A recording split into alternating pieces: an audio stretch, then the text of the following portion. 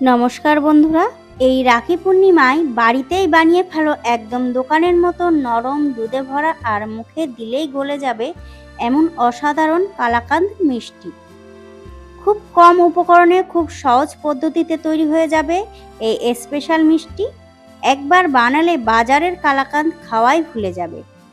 তাই এই রাখি পূর্ণিমার মিষ্টির প্লেটটা এবার হোক একেবারে জমজমাট। চলো আজ বানিয়ে ফেলি রাখি পূর্ণিমায় স্পেশাল কালাকাঁদ মিষ্টি। তো এই মিষ্টিটা বানানোর জন্য একটা পাত্রে আমি নিয়ে নিয়েছি 1/4 কাপ ভিনেগার আর নিয়ে নেব 1/4 কাপ জল। এবার এই জল আর ভিনেগারটা খুব ভালো করে আমি মিশিয়ে নেব। আর একটা কাপে আমি নিয়ে নিয়েছি 2 টেবিল চামচ ময়দা আর নিয়ে নিয়েছি সামান্য একটু জল। আর এই ময়দা আর জলটা খুব ভালো করে আমি মিশিয়ে নেব। এই কালাকাঁদ মিষ্টিটার জন্য আমার প্রথমে ছানাটা কাটিয়ে নিতে হবে। সেই জন্য আমি একটা পাত্রে নিয়ে নিয়েছি 4 প্যাকেট দুধ। এখানে আমি প্যাকেটের ফুল ফ্যাট দুধটা নিয়ে নিয়েছি। তোমরা কিন্তু চাইলে গরুর দুধটাও নিয়ে নিতে পারো। এবার এই দুধটা যতক্ষণ না খুব ভালোভাবে ফুটে উঠছে ততক্ষণ আমি হাই আছে দুধটাকে জাল করে নেব। আর আমি প্রথমেই কিন্তু ভিনিগার সলিউশনটা করে নিয়েছি, কারণ দুধটা কেটে নেওয়ার সময় যাতে কোনো রকম সময় নষ্ট না হয় সেই জন্য কিন্তু আমি প্রথমেই এই কাজগুলো করে নিয়েছি। আর আর কালাকাঁদ মিষ্টিটা ছানাটা যেইভাবে কাটা হয় দোকানে সেইভাবেই কিন্তু আমি ছানাটা কেটে নেব। সেই জন্য আমি একটা পাত্রে কিন্তু প্রথমেই 2 টেবিল চামচ ময়দা দিয়ে ভিজিয়ে নিয়েছিলাম, কারণ এই ময়দা দিয়েই কিন্তু ছানাটা কেটে নিতে হবে, তাহলে কিন্তু এই ছানাটা একদম সফট তৈরি হবে। দুধটা খুব ভালোভাবে ফুটে ওঠার পরে কিন্তু আমি ময়দাটা দিয়ে দিয়েছি। আর ময়দাটা দেওয়ার পরে আবারও কিন্তু দুধটাকে ফুটিয়ে নিতে হবে। আর ফুটিয়ে নেওয়ার পরে আমি গ্যাসের ফ্লেমটাকে অফ করে দেব। আর এখন দেখতে পাচ্ছ দুধটাও কিন্তু খুব ভালোভাবে ফুটে উঠেছে। আর এই দুধটা ফুটে ওঠার পরে আমি গ্যাসের ফ্লেমটাকে অফ করে দেব। গ্যাসের ফ্লেমটাকে অফ করে দেওয়ার পরে আমি দুধটাকে একটু ঠান্ডা করে নেব, কারণ ফুটন্ত গরম দুধের মধ্যে যদি ভিনেগারটা দেওয়া হয় তাহলে কিন্তু ছানাটা রাবারের মতন শক্ত হয়ে যাবে। তো আমি যেই পদ্ধতিতে স্টেপ বাই স্টেপ ছানাটা কাটিয়ে নিচ্ছি, ঠিক সেইভাবে যদি ছানাটা কাটিয়ে নাও তাহলে কিন্তু ছানাটা একদম সফট হবে। তো এখন কিন্তু দেখতেই পাচ্ছ আমি ছানাটাকে কাটিয়ে নিচ্ছি, সেজন্য কিন্তু অল্প অল্প ভিনেগারের জলটা দেব। আর গ্যাসের ফ্লেমটা অফ করার পরেও কিন্তু আমি অনেকক্ষণ একটু নেড়ে নেড়ে ঠান্ডা করে নিয়েছিলাম দুধটাকে।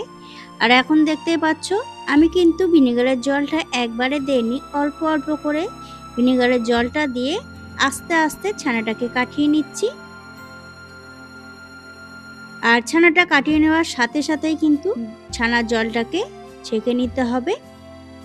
সেই জন্য আমি একটা ছাঁকনির উপরে একটা সুতির কাপড় বিছিয়ে নিয়েছি।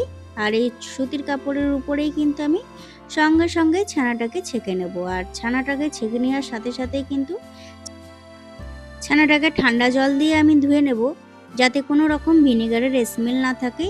আর যদি ভিনেগারের স্মেল থাকে তাহলে কিন্তু ছানাটা মধ্যে একটা টক ভাব থেকে যাবে, মিষ্টিগুলো কিন্তু খেতে ভালো লাগবে না।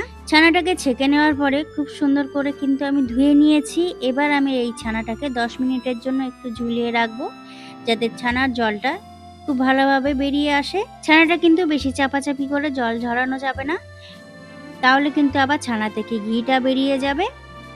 তো 10 মিনিট আমি ছানাটাকে ঝুলিয়ে রেখেছি। এবার আমি ছানাটাকে একটা প্লেটের উপরে নিয়ে নিচ্ছি। এবার আমি ছানাটাকে একটু প্রেস করে দেখিয়েও দিচ্ছি কতটা সফট তৈরি হয়েছে ছানাটা। ঠিক এইভাবেই এই পদ্ধতিতে যদি তোমরাও ছানাটা কাটিয়ে নাও তাহলে কিন্তু তোমাদের ছানাটাও এরকম সফট হবে। এবার একটা মিক্সির জার নিয়ে নিয়েছি। আর এই মিক্সির জারে আমি দিয়ে দিয়েছি 1/2 কাপ পাউডার সুগার। এবার দেব 2 টেবিল চামচ মিল্ক পাউডার। এবার এই মিক্সির জারে পুরো ছানাটা দিয়েই আমি একটু ব্লেন্ড করে নেব। আমি এখানে 1/2 কাপ পাউডার সুগার দিয়েছি, তোমরা কিন্তু তোমাদের টেস্ট অনুযায়ী মিষ্টিটা দিয়ে দেবে। কালাকাঁদ মিষ্টিতে কিন্তু বেশি মিষ্টি ভালো লাগে না, এই জন্য আমি 1/2 কাপ দিয়ে দিয়েছি। আর এখন দেখতে পাচ্ছ ছানাটাকে আমি ব্লেন্ড করে নিয়ে এসেছি। আর এখন দেখতে পাচ্ছ কতটা স্মুথ লাগছে, একদম পুরো মেয়োনিজের মতো লাগছে। এরকমভাবেই কিন্তু ছানাটাকে একটু ব্লেন্ড করে নিয়ে আসতে হবে। এবার কড়াইতে খুব সামান্য একটু জল দিয়ে দেব যাতে কড়ার তলায় লেগে না যায়। এবার আমি আগের থেকে জাল করা 1 কাপ দুধ এই কড়ার মধ্যে দিয়ে দেব।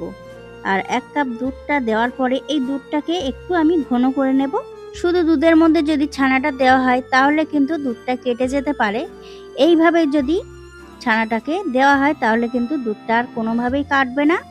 তো এখন দেখতে পাচ্ছ দুধটা কিন্তু একদম গাঢ় হয়ে গেছে। এবার আমি এই দুধের মধ্যেই ছানাটাকে দিয়ে দেব।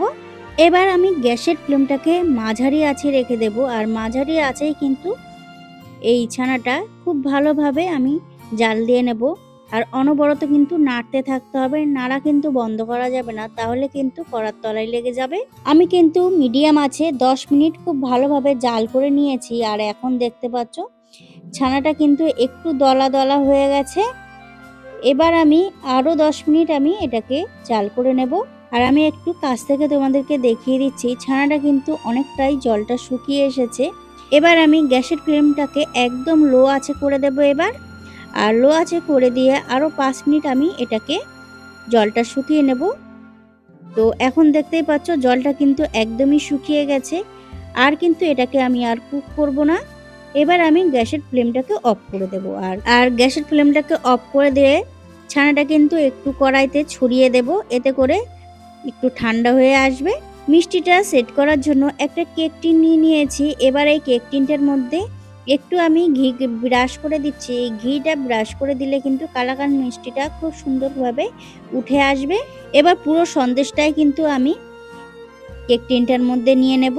তো বন্ধুরা, এই কালাকাঁদ মিষ্টির রেসিপিটা তোমাদের কেমন লেগেছে অবশ্যই কিন্তু আমাকে কমেন্টে জানাতে ভুলবে না। আর রেসিপিটা যদি তোমাদের ভালো লেগে থাকে তাহলে একটা লাইক করে দেবে। আর আমার চ্যানেলে নতুন এসে থাকলে আমার চ্যানেলটিকে সাবস্ক্রাইব করে দেওয়ার অনুরোধ রইল। তো তোমাদের সাথে কথা বলতে বলতে কিন্তু আমি সবটুকু সন্দেশ কেক টিনটার মধ্যে নিয়ে নিয়েছি। এবার প্যাচুলার দিয়ে একটু সমান করে দিচ্ছি। সমান হয়ে গেলে আমি এটাকে এভাবেই রেখে দেব। যতক্ষণ না মিষ্টিটা ঠান্ডা হয়ে আসছে ততক্ষণ কিন্তু আমি এভাবেই রেখে দেব। মিষ্টিটা কিন্তু খুব ভালোভাবে ঠান্ডা হয়ে গেছে। আর আমি হাত দিয়ে দেখিয়ে দিলাম, একটু কিন্তু হাতে লেগে যাচ্ছে না। এখন কিন্তু মিষ্টিটা একদম সেট হয়ে গেছে। এবার আমি ছোট ছোট করে একটু মিষ্টির দোকানে কালাকাঁদ মিষ্টি যেমন দেখতে হয় আমি সেভাবেই কিন্তু মিষ্টিগুলো একটু কেটে নিচ্ছি। তো দেখতেই পাচ্ছ মিষ্টিগুলো কিন্তু আমার কাটা হয়ে গেছে। এবার আমি মিষ্টিগুলোকে একটা প্লেটে তুলে নেব। আমি যেভাবে স্টেপ বাই স্টেপ এই কালাকাঁদ মিষ্টির রেসিপিটা তোমাদের সাথে শেয়ার করেছি, এইভাবে স্টেপ বাই স্টেপ তোমরাও যদি এই কালাকাঁদ মিষ্টিটা বাড়িতে বানিয়ে থাকো তাহলে কিন্তু কেউ বুঝতেই পারবে না যে এই মিষ্টিগুলো তোমরা বাড়িতে বানিয়েছো। আর এই মিষ্টিগুলো এত সুন্দর টেস্ট হয়েছিল, না খেলে কিন্তু বিশ্বাসই করতে পারবে না। তো তোমাদের কাছে আমার একটাই রিকোয়েস্ট রইল, বাড়িতে কিন্তু অবশ্যই একবার এই মিষ্টি রেসিপিটা ট্রাই করবে। আর ট্রাই করে কিন্তু আমাকে কমেন্টে জানাতে ভুলবে না। এবার মিষ্টিগুলোকে আমি একটা একটা করে প্লেটে সাজিয়ে নেব আর পেস্তা কুচি দিয়ে সার্ভ করব। তো এই রাখি বন্ধন উৎসবে তোমরাও কিন্তু এই রেসিপিটা তোমরা তোমাদের পরিবারের সাথে শেয়ার করতে পারো। এবার একটা মিষ্টি আমি তোমাদেরকে ভেঙেও দেখিয়ে দিচ্ছি কতটা সফট হয়েছে। তাহলে বন্ধুরা, আজকের মতন এই পর্যন্ত। দেখা হচ্ছে অন্য কোনো রেসিপি নিয়ে। ততক্ষণে সবাই ভালো থাকবে, সুস্থ থাকবে। নমস্কার।